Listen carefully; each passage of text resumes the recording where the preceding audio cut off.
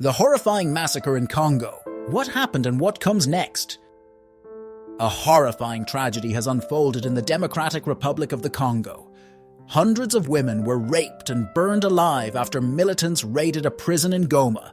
Thousands have been displaced, and the death toll continues to rise as violence escalates in the region. But how did we get here? And what does this mean for the country and the world? Today, we uncover the chilling details of this massacre, tracing the events in an ordered timeline and exploring the consequences that could follow.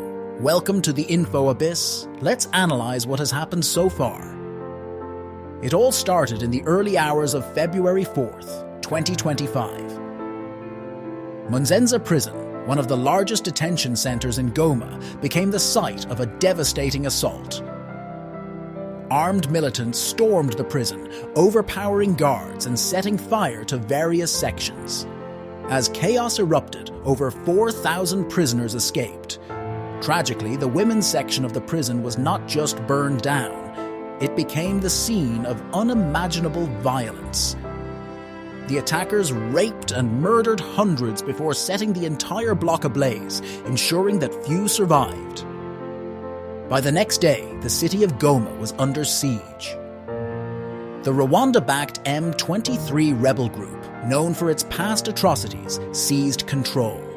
The Congolese government declared a state of emergency, but with security forces overwhelmed and international intervention limited, the rebels expanded their influence. Clashes between Congolese armed forces and M23 led to hundreds of additional deaths and mass displacement. Over 2,000 bodies were left unburied in the streets of Goma, a chilling testament to the scale of the massacre. As reports of the atrocities spread worldwide, the International Criminal Court, ICC, announced it was closely monitoring the situation. The ICC had already been investigating war crimes in the region since January 2022, but this massacre has escalated the urgency for action. Human rights organizations and global leaders condemned the attacks, calling for immediate intervention and justice for the victims. What makes this situation even more tragic is that a ceasefire had been declared just days before.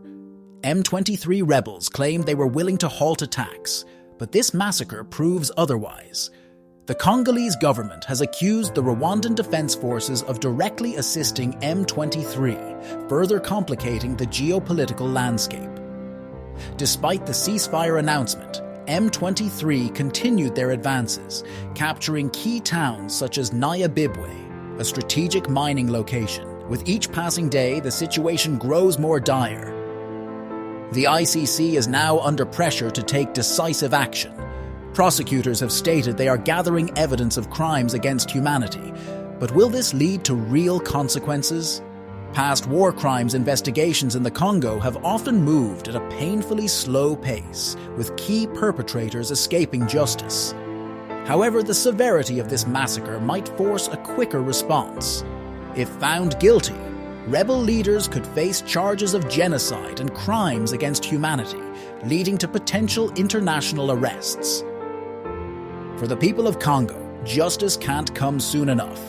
The attack has triggered another wave of displacement, adding to the millions already forced to flee due to ongoing conflicts.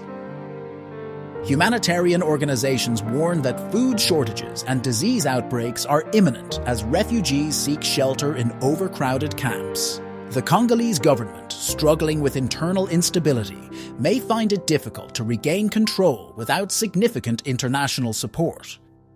This massacre is not just a national crisis, it has global implications. Tensions between Rwanda and the DRC are at an all-time high, and if further evidence confirms Rwanda's involvement, international sanctions could follow. The UN may be forced to increase its peacekeeping presence, but with limited resources, the effectiveness of such missions remains uncertain. Meanwhile, as the world focuses on other geopolitical crises, Congo risks being overlooked yet again. The massacre in Goma is one of the worst humanitarian crises in recent history, yet it remains underreported. The world cannot afford to ignore what is happening in Congo. Justice must be served, and those responsible must be held accountable. If you want to stay informed on global events that matter, subscribe to the Info Abyss. Let's make sure the voices of the victims are heard. Thank you for watching. If you found this video informative, don't forget to like, share, and subscribe to the Info Abyss. Hit the notification bell so you never miss an update on important global events. Stay curious, stay informed, and I'll see you in the next video.